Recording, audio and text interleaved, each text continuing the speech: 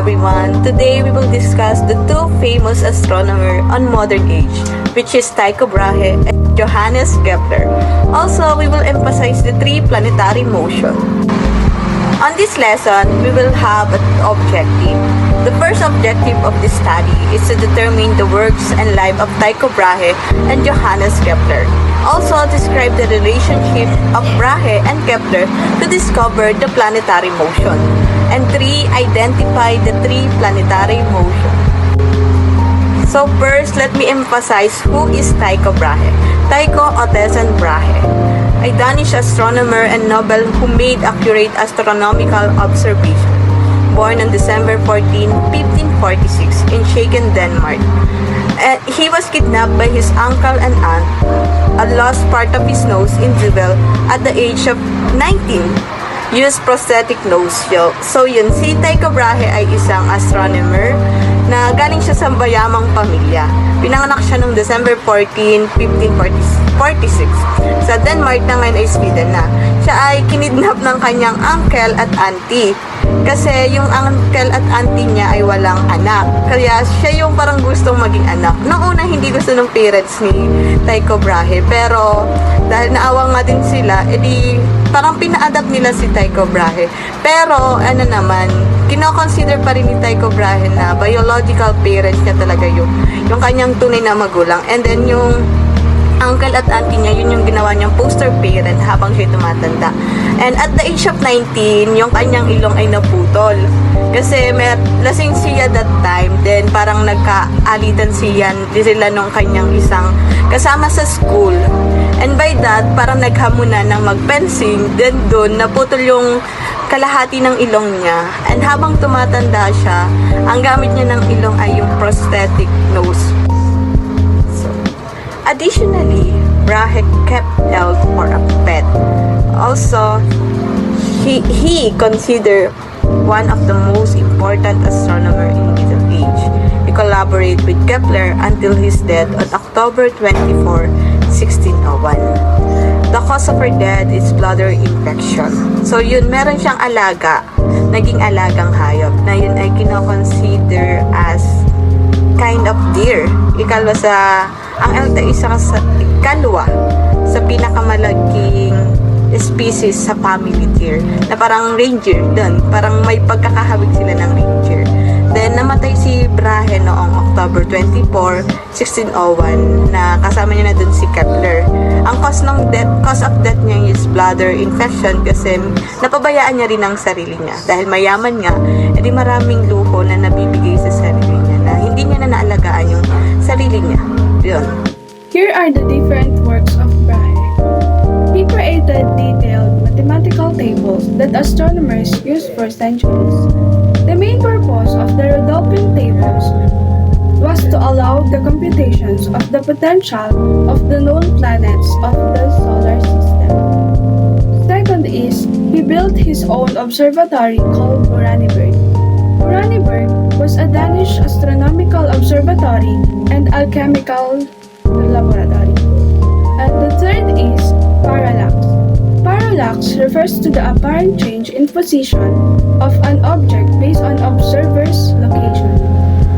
And the last is, he invented his own versions of the frame sextant.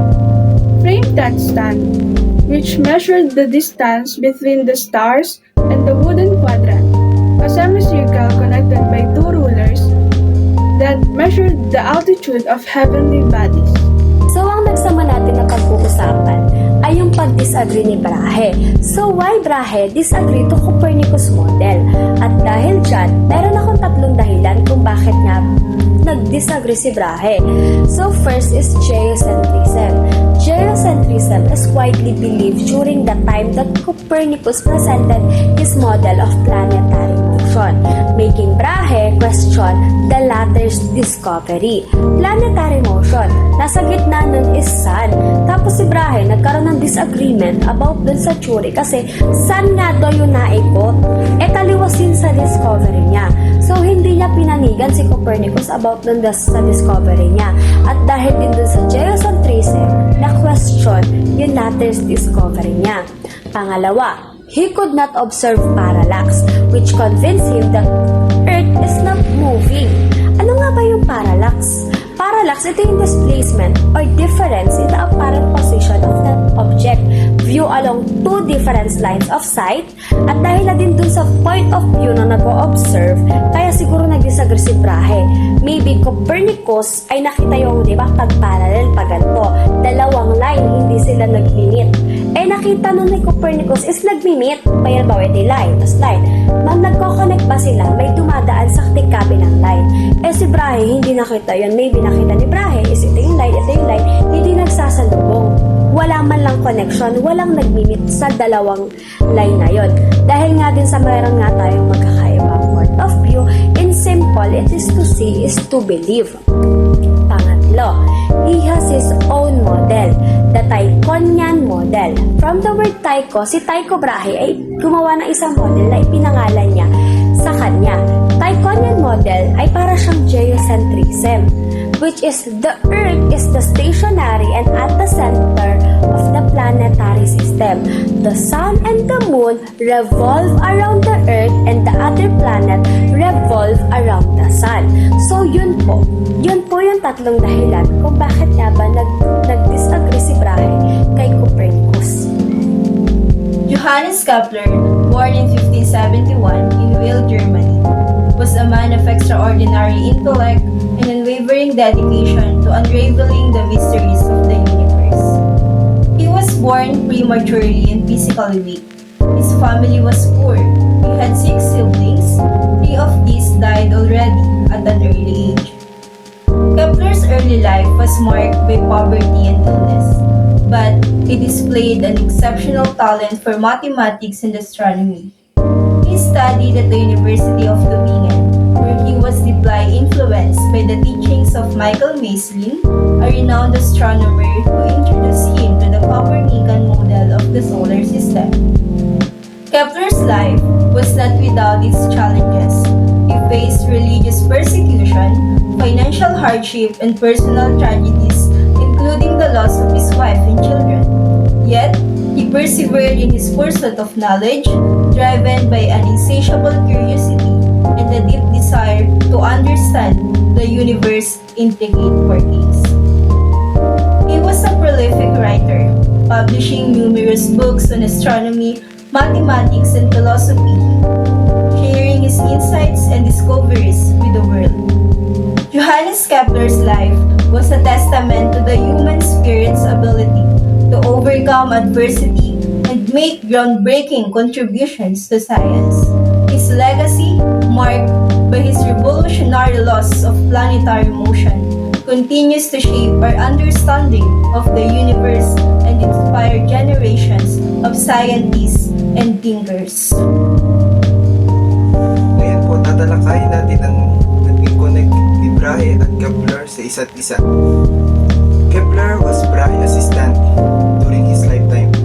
Brahe did not want Kepler to see all the data for fear that Kepler might to get their first theory of the planetary motion.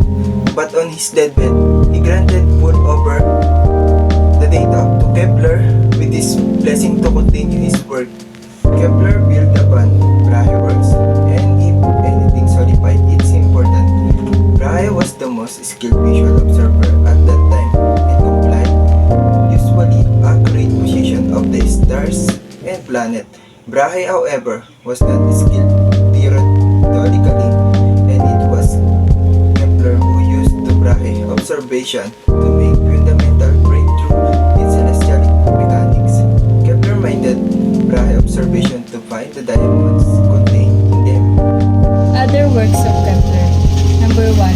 He discovered how picture form in the eye. His work on optics was equally groundbreaking.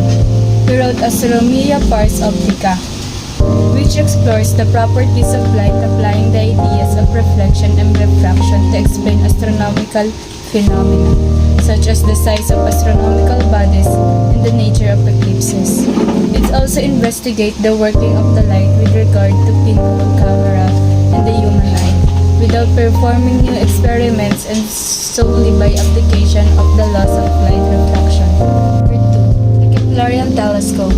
Keplerian telescope was invented in 1611 years ago, just 3 years after the discovery of the first telescope in the Netherlands, by replacing the concave eyepiece used by Galileo with a convex lens. Kepler was able to make considerable improvements to the design. Although this inverted the image produced, it enabled a much wider and larger field of view. Number 3. Investigate the orbit of Mars. Kepler managed to discover the actual shape of the orbit of the planet Mars in its circulation around the Sun, as well as the rule governing its motion in the orbit. Kepler discovered that Mars' orbit was likely to be an ellipse, with the Sun and one of the ellipse's focal points. This, in return, led to Kepler's discovery that all planets orbit the Sun in elliptical orbits, with the Sun at one of the two focal points. Kepler formulated 3 laws, and his first law is law of ellipses. It says here that planets move in elliptical orbit with the Sun as a focus. All planets orbit the Sun in a path that resembles an ellipse, with Sun located at one of the foci of the planet.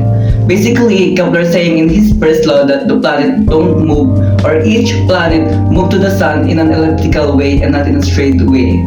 The second law is law of equal areas. It says here that a planet covers the same area of space in the same amount of time, no matter where its orbit. Basically, Kepler is saying in his second law that the planet closer to the Sun, called perihelion, move faster or orbit faster to the Sun, rather than the planets or object far from the Sun, called the aphelion.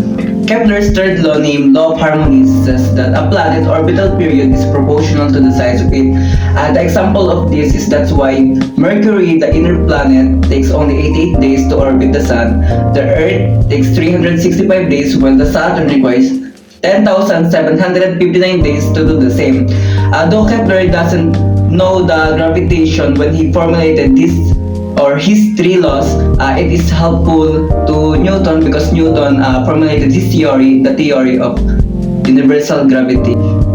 A German mathematician and astronomer. He was an assistant of Tycho Brahe named Johannes Kepler. Kepler invented a lot of things, just like the Keplerian telescope and the model of the human eye. Kepler also discovered and formulated the law of 3 planetary motion, which enlightened a lot of people.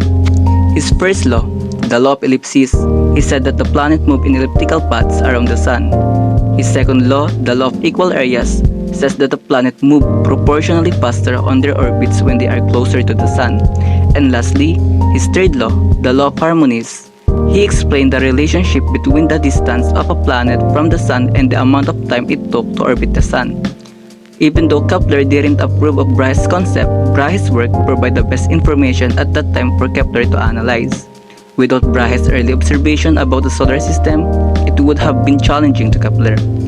Kepler and his inventions and discoveries are crucial since they give us a better understanding of our solar system, how they move, how long the planets orbit around the Sun, and the beliefs from transition, geocentrism to heliocentrism, and give new theories that more accurately approximate our planetary orbits.